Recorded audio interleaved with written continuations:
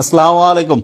HSC 2026 তোমাদের যে ICT পরীক্ষা রয়েছে, এই পরীক্ষায় এ প্লাস পাওয়ার জন্য 1 নাম্বার গুরুত্বপূর্ণ লাইন, সেই লাইনটা হচ্ছে যে এমসিকিউ তে সর্বোচ্চ ইফোর্ট দেওয়া। তা আমরা দেখছি যে এইচএসসি পর্যায়ে আইসিটি তে অল্পের জন্য এ প্লাস মিস করছে, তাদের বেশিরভাগ জন এমসিকিউ তে খারাপ করছে। তা তুমি কিন্তু এমসিকিউ তে যদি সবচেয়ে ভালো ফোকাস করতে পারো, তাহলে আশা করা যায় যে তুমি ইনশাল্লাহ মানে 90%-এর উপরে নাম্বার পাবো। আইসিটি তে কিন্তু ভালো নাম্বার পাওয়া যায়, এবং এ প্লাস পাওয়া সবচেয়ে সহজ সাবজেক্টের মধ্যে আইসিটি একটা। কিন্তু স্টুডেন্টরা পায় না কেন? কারণটা হচ্ছে যে এমসিকিউ তে খারাপ করে। তো এমসিকিউ টাইপ ভিত্তিক একদম যেই ধরনের এমসিকিউ আসতে পারে, এইরকম এমসিকিউর একটা সুন্দর সাজেশন তুমি আমাদের এখান থেকে পাবা, এবং সেখানে উত্তরও দেওয়া থাকবে। এই সাজেশনটা অবশ্যই আগে পড়ে ফেলবা। অনেকের একটা প্রশ্ন যে ভাই এইখান থেকে কতগুলো পাবো, আমি সবসময় বলি যে ভাই এইটা হচ্ছে তোমার ফরজ পড়া। এইটা পড়ার পরে তুমি বাকি যা আছে সব পড়ে যাও, তুমি যতটুকু কুলাইতে পারো। এবং খেয়াল করবে একটা জিনিস, যে সবচেয়ে গুরুত্বপূর্ণ অংশগুলো যদি তোমার মোটামুটি আয়ত্তে থাকে, তাহলে ওই আঙ্গিকে যে এইরকম প্রশ্নগুলো আসবে সেগুলো তুমি ইনশাল্লাহ কারেক্ট করতে পারবে। আচ্ছা, এখানে একটা জিনিস বলে রাখি, যে কম্পোজিশন আজকে যে ইয়াতে এসেছে, ইংরেজিতে এসেছে, সেইখানে তুমি দেখবা যে মোরাল ডিগ্রেডেশন নিয়ে একটা আসছিল, কম্পোজিশন আসছিল। তো অনেকের মাথায় প্রশ্ন আসে যে আচ্ছা, কম্পোজিশন মোরাল ডিগ্রেডেশন এটা আমাদের যে সাজেশন সেখানে কোথাও ছিল কিনা। তুমি খেয়াল করো যে কম্পোজিশন জিনিসটা কি। 2 বা 3টা আলাদা আলাদা প্যারাগ্রাফ একসাথে, মানে একটা প্যারাগ্রাফকে যদি কয়েকটা ছোট ছোট প্যারা ভাগ ভাগ করে কয়েকটা ছোট প্যারা যোগ করলে একটা কম্পোজিশন হয়ে যায়। তা যে জিনিসটা তুমি প্যারাগ্রাফের জন্য পড়ছো, ওইটা কম্পোজিশনে লেখা যাবে, আর কম্পোজিশনেরটাও প্যারাগ্রাফে লেখা যায়। তা মোরাল ডিগ্রেডেশন এটা কম্পোজিশনে আসছে। এইটা আমাদের যে প্যারাগ্রাফ ছিল, তুমি যদি খুব ভালো করে দেখো, ইম্পর্টেন্স অফ মোরাল ভ্যালিউস, এইটা 2 নম্বরে ছিল সম্ভবত। তুমি দেখো যে প্যারাগ্রাফের যে আইটেম ছিল, সেখানে 2 নম্বরে ছিল ইম্পর্টেন্স অফ মোরাল ভ্যালিউস। তার মানে ইম্পর্টেন্স অফ মোরাল ভ্যালিউস, এইটা প্যারাগ্রাফের মধ্যে যেটা 2 নম্বরে পড়ছো, এইটা কিন্তু মোরাল ডিগ্রেডেশনে পুরোটাই তুমি লিখতে পারো। তার মানে নৈতিকতার যে অবক্ষয় ঘটছে, তার মানে কি নৈতিকতার যে গুরুত্ব সেইটার সাথে মানে কানেক্টেড। তাই অনেকে কিন্তু এই প্রশ্ন আর উত্তরের ব্যাপারটা বুঝতে পারে না, এবং না পারার কারণে দেখা যায় প্রশ্ন কমন পড়ছে সে খেয়ালই নাই।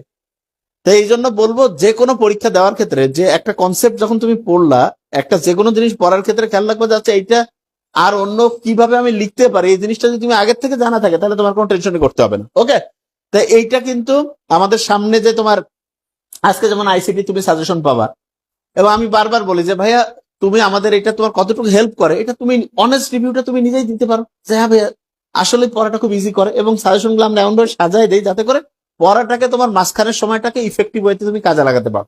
তাহলে প্রথম কাজ তোমার কি থাকবে? প্রথম কাজ থাকবে যা এমসিকিউ তে বেশি ফোকাস করা। তা মাত্র তোমার 6টা চ্যাপ্টার রয়েছে, এই চ্যাপ্টার গুলো তুমি দেখবা যে এমসিকিউ তুমি প্রথমটা পড়লা, পড়ার পরে 2টা সিকিউ এর কনসেপ্ট পড়লা, মানে 2টা সিকিউ হচ্ছে টপিক পড়ে নিলা। তারপর আরেকটা অধ্যায়ের হচ্ছে এমসিকিউ পড়লা, পরপর আবার 2টা অধ্যায়ের সিকিউ পড়লা, মানে 2টা টপিক্স এর সিকিউ পড়লা, আবার হচ্ছে যে একটা অধ্যায় পড়লা, এরকম। তা টোটাল আমরা কয়েকটা হচ্ছে শুধু হচ্ছে বলা যেতে পারে টপিক্স দিয়েছি হচ্ছে আইসিটির ক্ষেত্রে সিকিউ এর জন্য, আর এমসিকিউ টাইপ ভিত্তিক করে যেভাবে দিয়েছি, যদি একটা স্টুডেন্ট আল্লাহর রহমতে যদি এগুলো পড়ার পরে তুমি অন্য সবকিছু পড়ো।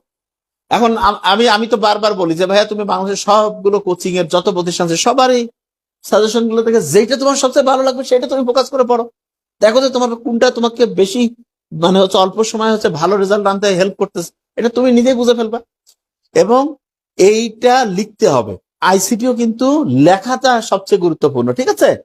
একদম লেখাটা সবচেয়ে জরুরি, কিন্তু লিখতে হবে, কিন্তু এটা ভালো করে খেয়াল রাখবা। তা আমাদেরকে অনেক স্টুডেন্ট যারা 26-এর, তোমরা তো আল্লাহর মধ্যে সাজেশন হাজার হাজার স্টুডেন্ট, তো এই জন্য আমাকে আজকে অফিস থেকে বলছে যে স্যার আমরা তো একদম কম্পিউটারাইজ সিস্টেমে ইমেল পাঠাই, তা 3টা জিনিস খেয়াল রাখতে হবে। একটা হচ্ছে ইমেল এবং যে মোবাইল নাম্বার রয়েছে সেইটা যাতে ঠিক থাকে, তোমার ইমেল অ্যাড্রেসটা ঠিক হতে হবে, তোমার মোবাইল নাম্বারটা, কারণ এটা কিন্তু সফটওয়্যার কেন্দ্রিক সিস্টেমেটিক ওয়েতে একটা ইয়াতে পাঠায়। এবং তার সাথে তোমার যে স্প্যাম থাকে না, স্প্যাম, ওই যে স্প্যাম ফোল্ডার যেটা আছে সেইটা কিন্তু চেক দিতে হবে, নাহলে অনেকে যা দেখবে স্প্যামে গেছে। আর যারা হচ্ছে যে ওই যে ভুল মোবাইল নাম্বার কিংবা ভুল ইমেল অ্যাড্রেস দেবে, তার কিন্তু যাবে না। এই জিনিসটা ভালো করে মাথায় রাখবা, বুঝাইতে পারছি? আর আজকে তোমাদের আমার ক্লাসটা হয়ে যাওয়ার পরেই দেখবা যে তোমার একটা পোস্ট করবে, যারা যত দ্রুত করো তাদের দেখবা যে ফর্ম পূরণের 2 থেকে 4 ঘন্টা সময়ের মধ্যে ইনশাল্লাহ তোমার ইমেলটা ভালো করে স্প্যামটা ফোল্ডারটা দেখবা, যে ইনশাল্লাহ হ্যাঁ হ্যাঁ এই জিনিসটা একটু ভালো করে মাথায় রাখবেন। আচ্ছা, একজন বলছে যে স্যার ইংলিশ সেকেন্ড কমন আসছিল, তুমি সাজেশনটা দেখলে বুঝছো না যে কমন আসছিল যে কিভাবে seat in the school hostel, তারপরে হচ্ছে তোমার ওটাকে কি বলে, ওই যে ইম্পর্টেন্স অফ মোরাল ভ্যালুজ, ওইটাই হচ্ছে মোরাল ডিগ্রেডেশন, জিনিসগুলো বুঝো না। তারপরে হচ্ছে আর্লি রাইজিং লেট রাইজিং, এগুলো জিনিস তো ওইখানে দেখলেই তো বোঝা যায় যে এই টপিকস গুলোর সাথে রিলেটেড প্রশ্নগুলো আসছে। তারপরে রিপোর্ট হচ্ছে অ্যান্টি সোশ্যাল অ্যাক্টিভিটি, দেখো নাই? প্রথম যে জিনিসটা বলছিলাম যে হচ্ছে যে প্রবলেম রিলেটেড যে কোনো একটা থাকবেই, তাহলে অ্যান্টি সোশ্যাল অ্যাক্টিভিটিস এটা কি প্রবলেম রিলেটেড? তাহলে এইটা এটা তো তোমার একেবারে পারার কথা। তারপরে seat in the school hostel সম্ভবত 3 নম্বরে না কয় নম্বরে দিয়ে রাখছে, তো পড়ো নাই? মানে মূর্খ নাকি? এত বুদ্ধিশুদ্ধি কেমন কমায়? তুমি তো দেখতেই পাচ্ছ এখানে। এবং যেই আইটেম গুলো তোমাদের হচ্ছে যে রিটেন আইটেমের যে গ্রামারের অংশগুলো যেই টাইপ গুলো দেওয়া ছিল, ওর বাইরে থেকে তো নাই, কোনো কিছু করার নেই, ওইটা তো কমন পড়বেই। রিটেন অংশ যেটা রাইটিং পার্টটা, সেটাও আলহামদুলিল্লাহ। তাহলে এই জিনিসটা। আর সামনে থেকে বলতে হচ্ছে যে এই যে আইসিটি যে আছে, আইসিটি এবং হচ্ছে যে এটাকে বলে যে ফিজিক্স ফার্স্ট পেপার, তারপরে physics second paper, chemistry first paper, chemistry second paper, botany এবং জুলজি, এই প্রত্যেকটা সাবজেক্টেরই তোমার ইনশাল্লাহ যে 26-এর ব্যাচেরও হচ্ছে যে যাবে এবং 25-এর ব্যাচও পাবে। এই জন্য এখন থেকে, আজকে থেকে যে ফর্মটা থাকবে সেখানে তুমি এইচএসসি 26 না 25 এইটা একটু করবা, ঠিক আছে? কারণ হচ্ছে যে 25-এর কোথাও নাকি সাজেশন পাচ্ছে না, যে ঠিক আছে তাহলে 25-এর জন্য আমরা সাজেশনটা এখান থেকে, যেহেতু অনেক 25-এর নাকি স্টুডেন্ট পরীক্ষা দিচ্ছে, যদিও 26-এর জন্য আমরা রেডি করছি, কিন্তু 25-এর জন্য আলাদা করে একটু কষ্ট করে আমরা, কিন্তু 25টার চাইতে 26-এর জন্য আমরা ফোকাস করে করছি। 25-এ তুমি বুঝতে পারছো যে তোমার তো 25-এ শর্ট সিলেবাস ছিল, 26-এ হচ্ছে ফুল সিলেবাস, এই জন্য আমরা ফুলটাই দেই। এখান থেকে তুমি একটু বুদ্ধি করে যদি ওই অধ্যায়গুলো বাদ দিয়ে যদি তুমি হচ্ছে যে পড়ো, তারপরেও কিন্তু তুমি 25 সাজেশনটা পেয়ে যাও। এটা কিন্তু আসলে অন্য কিছু লাগে না আমার মতে। 26-এরটা ওইখানে তুমি দেখলে শুধু ইংলিশের ক্ষেত্রে তোমার ব্যতিক্রম ছিল, আর অন্য চ্যাপ্টার গুলো তুমি ওই চ্যাপ্টারের যেটা ওই 26-এরটা পড়লেই হয়ে যায় কিন্তু। কেননা তুমি ওই চ্যাপ্টারের যে চ্যাপ্টারটা তোমার সিলেবাসে নাই, তাহলে সেইটার হচ্ছে তুমি ইয়াটা করবা না, ওটাকে যেটা বলে হচ্ছে যে সিকিউটা পড়বা না, সেটা এমসিকিউটা পড়বা না, ওই 26-এরই সবারটা করলেই কিন্তু হয়ে যায়। শুধু ইংলিশের ক্ষেত্রে ডিফারেন্ট ছিল, তো ওইটা তো হচ্ছে যে আমরা 26কে কেন্দ্র করে দিয়েছি। তা ঠিক আছে, আমার মনে হয় অনেকক্ষণ আমরা কথা বলে ফেলছি, খুব দ্রুত আমরা ক্লাসটা কমপ্লিট করে ফেলবো। দেখো যে তথ্য ও যোগাযোগ করতে সুপার সাজেশন, এটা একদম একটু স্ক্রিনশট নিয়ে রাখো, আর আমি ক্লাস শেষ হওয়ার কয়েক মিনিটের মধ্যে তোমার কাছে চলে আসবে, দেখবা যে কিরকম।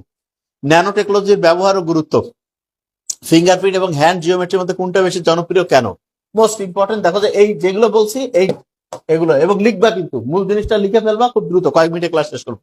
জেনেটিক ইঞ্জিনিয়ারিং ব্যবহার ও গুরুত্ব লিখো, রোবোটিক্স এর ব্যবহার ভূমিকা, তাহলে লিখবা, কিন্তু মূল পয়েন্ট গুলো লিখবা যাতে খুব দ্রুততার সাথে ইনশাল্লাহ করতে পারো। ভার্চুয়াল রিয়েলিটির ব্যবহার ও গুরুত্ব ব্যাখ্যা করো, ক্রায়ো সার্জারির ব্যবহার ও গুরুত্ব লেখো। এগুলা কিন্তু লিখবা সুন্দর করে, যাতে করে ফুল মার্কস পাও, ঠিক আছে? মুখস্থ করার কিছু নাই, জানা জিনিস বাস। বায়োমেট্রিক্স এবং বায়ো ইনফরমেটিক্স প্রযুক্তির তুলনামূলক বিশ্লেষণ আলোচনা করা, ই লার্নিং প্রক্রিয়াটি বর্ণনা করো। দেখো তুমি করলা কি, একটা অধ্যায়ের আগে এমসিকিউ পড়লা, কিভাবে এমসিকিউ পড়তে হবে সেটা আমি একটা অধ্যায় দেখাই দিচ্ছি, তারপরে তোমাকে দুইটা এই যে এইরকম দুইটা সিকিউ পড়লা, বাস হয়ে গেছে। তারপরে আবার আরেকটা অধ্যায় পড়লা, দুইটা সিকিউ পড়ে ফেললা, হয়ে গেল। এরপরে আবার একটা অধ্যায়ের এমসিকিউ পড়লা, পড়ার পরে আর্টিফিশিয়াল ইন্টেলিজেন্স এর ব্যবহার গুরুত্ব, ল্যান্ড এন্ড ম্যান ব্যবস্থাটি বর্ণনা ও গুরুত্ব লেখো। ওকে, টপোলজির মৌলিক ধারণা এবং কোন টপোলজির পকেটে বেশি সুবিধা, একটা 100% আসবে, বোঝাই যাচ্ছে। আর্টিফিশিয়াল ইন্টেলিজেন্স একদম এগুলো থেকে প্রশ্ন আসবে, জাস্ট লিখবা, কোনো কিন্তু মাইন্ডেড। এমসিকিউ তো তুমি ভালো করলে তোমার এ প্লাস আর কেউ করতে পারবে না, বলতে ভালো করে দেখা যায় না অবশ্যই। আচ্ছা, এটার পিডিএফ পেয়ে যাবা।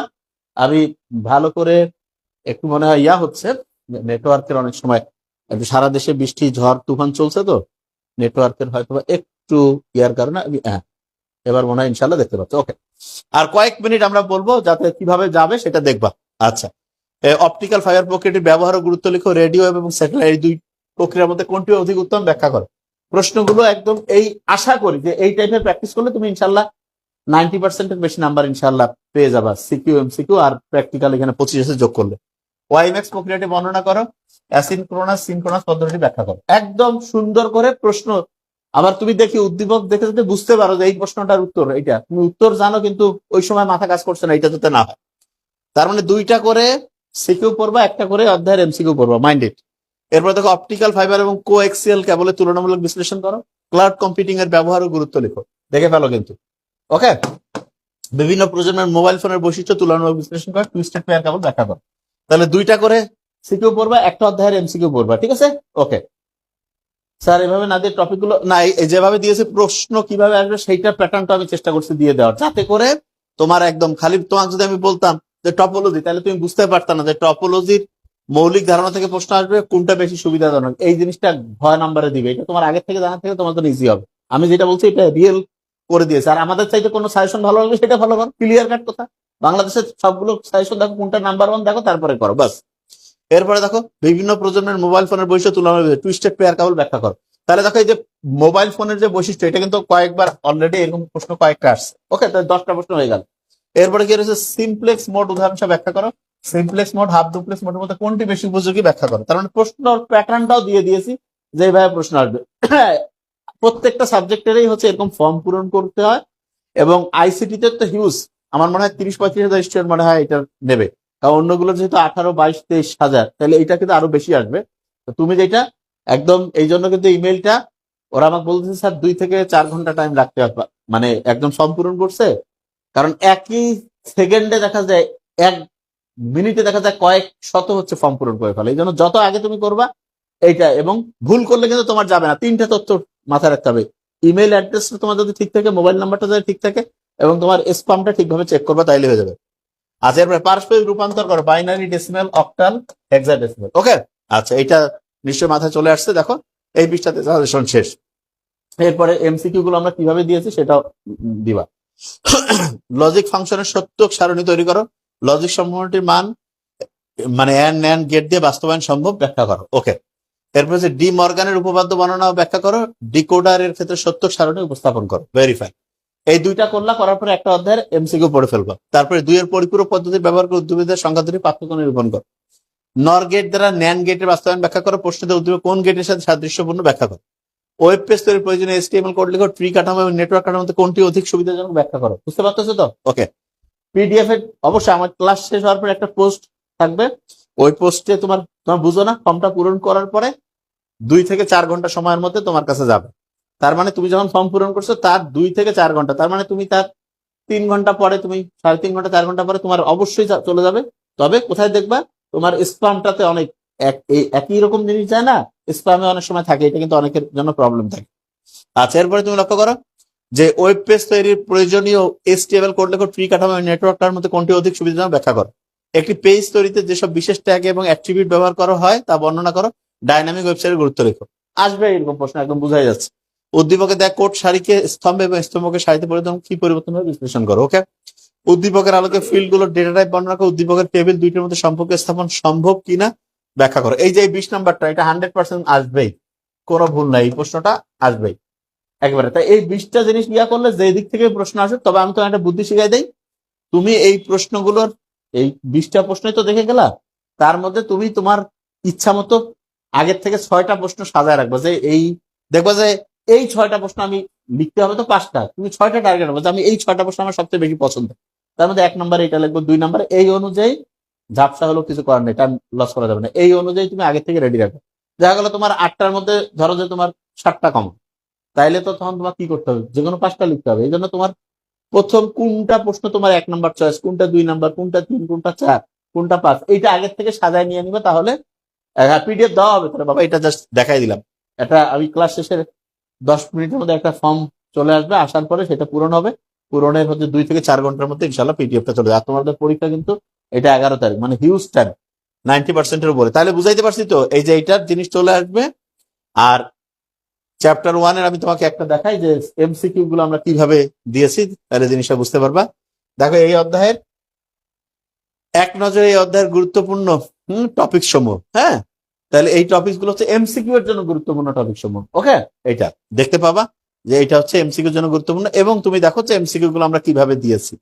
হ্যাঁ, একদম প্রশ্ন সুন্দর করে সেখানে উত্তর রয়েছে, তুমি জাস্ট হচ্ছে যে চমৎকার ভাবে পড়বা এখানে। তবে হ্যাঁ, এই টাইপের পড়ার পরে তোমার মনে হলো যে তুমি আরো ব্যাখ্যা সহ পড়তেছো, আরো কিন্তু এই প্রশ্নগুলো অবশ্যই প্র্যাকটিস করে যাবে। এরকম করে প্রত্যেকটা অধ্যায়ের একদম সুন্দর করে এখানে থাকবে। এবং আমার মনে হয় যে ইনশাল্লাহ তুমি যদি সুন্দর করে পড়ে যাও, তা আশা করা যায় যে তোমার মানে আইসিটি পরীক্ষা দেওয়ার, মানে পরীক্ষার হলে তোমার একটা ভালো লাগার অনুভূতি হবে যে ও আচ্ছা, মোটে কঠিন কিছু না। যারা, এবং খেয়াল রাখবে এখন বিজ্ঞানী হওয়ার দরকার না, এখন তোমার পরীক্ষা নাম্বার লাগবে, ঠিক আছে? আচ্ছা, যারা রেগুলার ইরেগুলার সবার জন্য বলে রাখছে, আমরা মূলত ইংলিশ, ফিজিক্স, কেমিস্ট্রি, বায়োলজি এই 4টা সাবজেক্টের সাজেশন দেই। আইসিটা স্টুডেন্টদের অনুরোধের প্রেক্ষিতে আমরা দিই। মূলত এটা সব 9টা সাবজেক্ট, এবং প্রত্যেকটা সাবজেক্টের সাজেশন পাওয়ার নিয়ম হচ্ছে এই যে ক্লাসটা হয় এটা তো গাইডলাইন ক্লাস, এই ক্লাসের পরে তোমার যে একটা পেজে একটা পোস্ট আসবে, তুমি একদম রেডি থাকবা, কারণ তুমি 1 মিনিট লেট মানে কয়েকশো সিরিয়াল তুমি পিছায় গেলা, 1 মিনিট লেট। এই জন্য তুমি প্রথম থেকে একদম পূরণ, এবং তুমি যখন পূরণ করছো মাথায় রাখবা যে তার 2 থেকে 4 ঘন্টা সময়ের মতো এখানে লেখাই থাকবে, ওখানে দেখবা ভালো করে যে তোমার ইনশাল্লাহ ইমেইলে চলে যাবে, ঠিক আছে? এবং তুমি ওই ইমেইলে মানে কোনো ভুল ইমেইল ঠিকানা দিলে তো যাবে না, এটা তো কম্পিউটারাইজ সিস্টেমে যায়, এবং তোমার মোবাইল নাম্বার যাতে ঠিক থাকে বাস। আচ্ছা পিডিএফ, হ্যাঁ এটা পিডিএফ দিয়ে দেবো, তো এই যে ওই ফর্মটা দিয়ে দেবে কিছুক্ষণের মধ্যে। এইরকম করে প্রত্যেকটা চ্যাপ্টারের, বুঝতে পারছো? তাহলে একদম সুন্দরভাবে আমরা চেষ্টা করছি দিতে, যাতে তোমার পড়তেও মজা লাগে, এবং হচ্ছে যে এটা এরকম করে প্রত্যেকটা অধ্যায়ের আশা করি, আমার মনে হয় যে একটা সুন্দর মানে হচ্ছে যে প্রিপারেশন আশা করি হবে। তা প্রত্যেকে দোয়া করো আল্লাহর রহমতে যাতে আগামী পরীক্ষাটাও স্যার যার ইমেল নাই তার কি করা লাগবে? ইমেল নাই এরকম কেউ ক্লাস করতে পারার কথা না, ইমেল তোমার আছে না, লেখা ইমেল খুলে ফেলবা। হ্যাঁ, আচ্ছা, আমাদের পোস্টটা যখন করা হবে তুমি যেই সময় যে ফর্ম পূরণ করে সেই ফর্ম পূরণের 2 থেকে 4 ঘন্টা সময়ের মধ্যে, ঠিক আছে? তুমি আগে তো টপিকস গুলো, হ্যাঁ এই পিডিএফ গুলো ইনশাআল্লাহ তোমার হচ্ছে যে ওই ইয়াতে চলে যাবে, বুঝতে পারছো? তোমার মোবাইল এবং হচ্ছে ইমেল অ্যাড্রেস। যে আল্লাহর অশেষ রহমত, আলহামদুলিল্লাহ ইংলিশ ফার্স্ট পেপার যেরকম আলহামদুলিল্লাহ অসাধারণ পরীক্ষা হয়েছে, সেকেন্ড পেপারও অসাধারণ হয়েছে, এবং সামনে আইসিটি অসাধারণ হবে ইনশাল্লাহ। এরকম করে ফিজিক্স ফার্স্ট পেপার ইনশাল্লাহ অসাধারণ হবে, ফিজিক্স সেকেন্ড পেপার আল্লাহ চাইলে ইনশাল্লাহ অসাধারণ হবে। এইভাবে chemistry first paper, chemistry second paper, botany, zoology, আমাদের এখান থেকে 9টা সাবজেক্টে তুমি ইনশাল্লাহ সাপোর্ট পাবা। আর অ্যাডমিশনের জন্য সুপার কমান্ডো মেডিকেল ব্যাচ যেটা, সেটা আগামী মাসে 15 তারিখ থেকে কিন্তু ক্লাস শুরু হচ্ছে, সুপার কমান্ডো মেডিকেল ব্যাচ। আর ঢাবি খ যেটা আছে সেটাতে আমার ছোট বোন, আমি এবং হচ্ছে হিমু স্যার, তোমার মনোয়ার স্যারেরা পড়া, আর মেডিকেলের তো সপ্লাই আমি অথবা তোমার নোবেল স্যার। তাই এটা তোমরা আগে পরীক্ষা দাও ভালো করে, জাস্ট বললাম। এবং আমরা বারবার একটা জিনিস বলি, একটা স্টুডেন্ট যদি যেই জায়গায় সবচেয়ে ভালো পড়ায় সেইখানে যদি সে প্রস্তুতি নেয়, তাহলে একই পরিশ্রমে তার 18, 20 এমনকি 22, 25 নাম্বার বেশি পায়। তো এই জিনিসটা